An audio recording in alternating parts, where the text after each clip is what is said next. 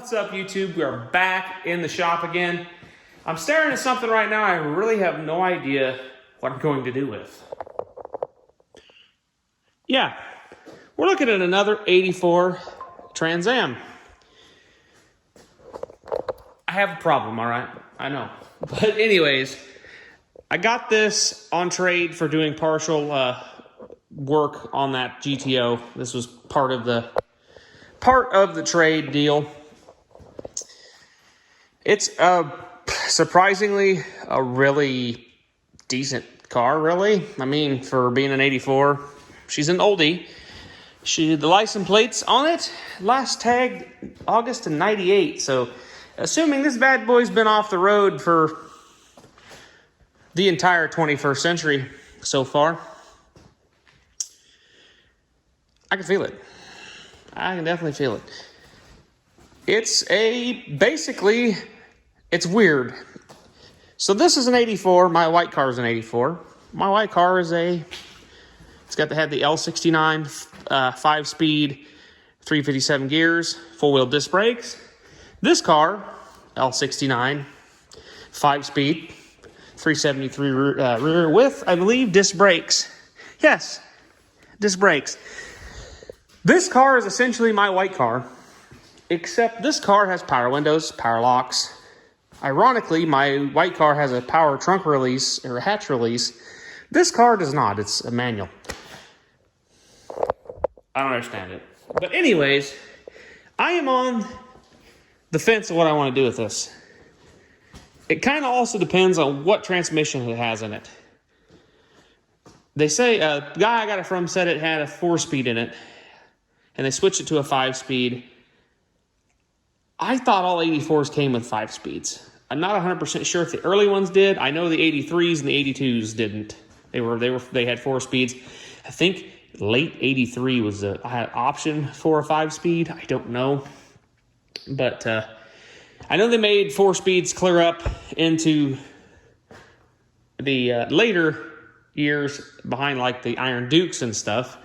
But I thought all of the Trans Ams, like with the high output motors, got the 5-speed. I'm not sure. I don't have the RPO code list. I do have a VIN. But yeah, front nose is a little bit to be desired. It's got this ram air hood. The guy I got it from does have the original hood, the bulged hood like my white Trans Am. I'm going to try to get that off of him. That square body that I LS swapped, the short box, the Chevy Sport, that's his too. And if I get the 4-wheel drive done in that and air conditioning, again, possibly we can work on getting that factory hood back. Not really sure if I want to work that hard to get that hood back. I don't know. This hood needs some love though, if we're going to use it, that's for sure. I do have a blue hood that's just a flat hood that we might possibly use as well. I don't know yet. We'll see. I'm not real sure what I'm doing. I'll explain. The main reason I got this car is because of these back here. Mine's broke on my car on one side. So if you guys have looked, I have not been able to find any of those. And these are in pretty good shape. I do have both of the pieces that go underneath the front too, so that's kind of good. The car is fairly complete on the inside. The seats the foam's in relatively good shape. The covers are just rotten. I'm just sun-baked and falling apart. But there's a little bit of wear there and a couple spots, but the bolster in this seems to be in really good shape, really. Like if one wanted to, they could recover these seats pretty easy. It's a split rear. I'm pretty sure mine's a solid rear. No, mine might be a split rear too. I'd have to look. It's been so long since I've worked on that car that I don't even remember. This has the side bolster. Mine did too. This one seems to be in better shape than my leg bolster was. As you can see, that giant shifter that sticks 555 feet in the air. Headliner's a little bit to be desired. Dash pad, obviously it looks like the seats. Steering wheel is, oddly enough, not nearly as sticky as mine. Steering column is junk, most likely. That's Yeah, that's definitely definitely gonna need replaced, or at least some serious attention. Yeah, serious attention. Other than that, carpet's pretty faded. It's definitely seen some sunlight. Door panel's really not that bad. A few cracks across the top. Not horrible for being probably out in the sun for quite a long time. Car is very solid. It's got a little. It's weird. The Trans Am, my white one, has rust. This car has rust too, but not in the same place. This has pretty clean doors, I think. I haven't really looked at the door. My doors are pretty crusty. Yeah, these doors are actually in better shape than my white car. A little starting here and there, but this is the worst rust I've found right there. And it's not bad. It does travel up a little bit, but not horrible. It does have some pretty red paint inside the door jambs. This also does have the molding on the side, which I'm not a particular fan of. I do like the aluminum wheels this car has. It has the painted inserts. I don't know if that was factory or not. It looks pretty factory to me. They're in pretty good shape. Tires are dry rotted. As you can tell, the one on the other side is completely blown out. But yeah, this car does not have the original 305 in it. It has some sort of GM crate motor, I've told, is what it's got. And when it had the old hood with the air cleaner that let water run down in the engine, I only know this is because every time I opened the hood on my white car and didn't have a cover on it, there's water setting on the air cleaner. This had water go down in the engine, and they tried to crank it one day, and well, when the cylinder's full, you do some bad things. So this engine's no good. So I'm going to take it out and tear it apart and do some internal investigation. But yeah, let's go ahead and pop this hood off and take a peek.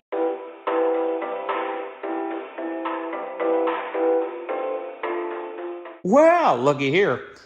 We got some awesome chrome Chevy valve covers on our Pontiac Trans Am that goes with our Edelbrock Performer intake manifold, with our Holley carburetor, with our Edelbrock air cleaner. And this opted to be the no spark plug edition. So I'm sure them cylinder walls look fantastic. But it does actually happen to have all of the spark control wiring. Does have a broken. Oh no, it's not broken. The bolt's just missing. Ironically, pretty sure the bolt was missing on my white car when I got it too. Overflow tank. We got a fuel line for a return. So we've got a returnless pump in there. We do have a mechanical fan and fan shroud. We do have the typical air conditioning delete system. We got a mouse house in the intake tube. We got a little bit of a mouse 2-inch on the wiring. I'm sure there's probably a mouse house under the dash somewhere to be found. But yeah, it does look like we are relatively solid up here in the battery tray. Do we have any coolant in it? That's what we got to check out. Has it got any coolant in it? Because, oh Lord, it does, and it's green. That's impressive. That probably means that the radiator doesn't leak. So that's a 1 plus, which is kind of cool. You know, it's got a broken fan shroud, unfortunately. I think I have another one. I don't know. I think I actually may have cut it off when I did mine. Or I have a newer radiator mount because it's got electric fans. So I don't know. But it does have nice, I believe, Headman headers on it. I think they're Headman headers. There's a little scent, yeah. No. Then we're hanging out with a set of dirty old hookers and a Holley. Man, it gets better and better. But yeah, so we got a set of hookers. We got some hookers, some chrome valve covers out of the deal. throw them about clean up air cleaner, chrome air cleaner, that clean up too. I think a lot of this stuff actually would clean up and be decent. I mean, we'll have to pull this engine out and see what totally wrong with it, but really it's not horrible looking. My plan was, I had a couple plans for this car that I'd like to say. Probably rob them parts off of mine, maybe kind of patch mine together, put them back on this car. I don't know, we'll see. I may patch mine, just put them back on my white car. But if this does have a world-class T5 in it, I am considering buying the overly priced bell housing to put a 163 bell housing onto a T5 and putting a 5.3 or a 4.8 in it. That being said, I think that would be fun. That being said, if it has a non-world-class T5 in it, this engine's going to get yanked out, and I'm probably going to put the 305 that was in my white Trans Am in this car. Get a carburetor for it, maybe rebuild that one. Probably not. I hate Hollies. I know, I mean, they're great carburetors if you're not cursed with them. But yeah, if you're me, that's cursed. Me and Holly's no get along. Anyways, I like Edelbrocks personally. I like them. They like me. I can normally set them and forget them. Hollies, I fight them the whole time. Oh, that's just me. I think it's just me. So, but we do have Edelbrock former intake manifold. Like I said, nice center valve covers. We'll see. We got some good potential. We got some good parts. But like I said, non-world class T5, we'll pull it out, pull this combo out, put the LS back, or not LS, we'll put the 305 in it. And honestly, that's the cheapest route. And we'd have something running. And obviously, we're going to have to spend some money on tires because they're rotten. I did like the wheels, the AR, what are the AR 26s? AR 23s, one of these. I did like them on that car. So to make this thing roll, I may rob these tires and wheels, put them back on this car. But I mean, these aren't a really crazy size 16, or not 16, they're 15, so they're not a stupidly expensive tire. So I'll probably just look up a set and buy some cheapy eBay tires at some point if we get it running and driving. I may drop 2 front tires off the Trans Am, put them on the back for right now, just so I can get it off the dollies and it can be movable. And if we do get it running, we can actually back it up and move it and drive it around. So I don't plan on taking a whole lot of time on this project. I just want to get it in and kind of get it running and get it out. Basically, if it's a running and driving car, I will be more apt to tinker on it here and there. I'm not really too concerned about body work. I may look into that rocker panel situation, but I will probably do, I know it needs door channel seals here, door seals, and it guaranteed probably needs, it needs their dryer as dry can get. T-top seals, it may get all that stuff. The windshield is in good shape though. This got a better windshield in it than my white car because it's broke. And the deck lid is actually, it's experiencing the same problem, but not as bad as my white car. The struts push on these and they're adhered to the window, and after so many years of bouncing around on the roads and whatnot, this metal piece on the back of the window will actually start to separate from the window, get loose, and then push this back. So the easiest way to remedy that problem is to pull it apart, clean everything out, loosen the bolts, get it closed, and get it set, crawl into the back of the car, and tighten the screws, and then have everything in the right spot, and then voila. So yeah. Anyways, I do have an 88 V6 automatic car. Yeah, I know there's a bunch of totally different interior and stuff on that car, but I do have that car for parts. That's got a good flat hood, which I'll probably use because this hood's got some minor imperfections. Minor. Yeah, it could, with some love, this hood could come back with a lot of love. We could probably bring this hood back. It also has a nice nose cone, and I hate swapping out to the 88 style nose cone, but it's a non ground effects car, so it's got just the regular nose cone. It's a nicer nose cone, and I may save it, and it may end up on this car. I don't know. We'll see. Originally, I intended on just getting this car and taking the parts off I wanted and sending it on down the road.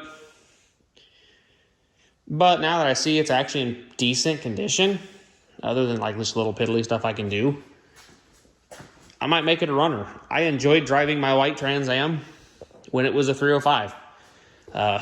It actually didn't do too bad on fuel. We're going to do the white Trans Am right.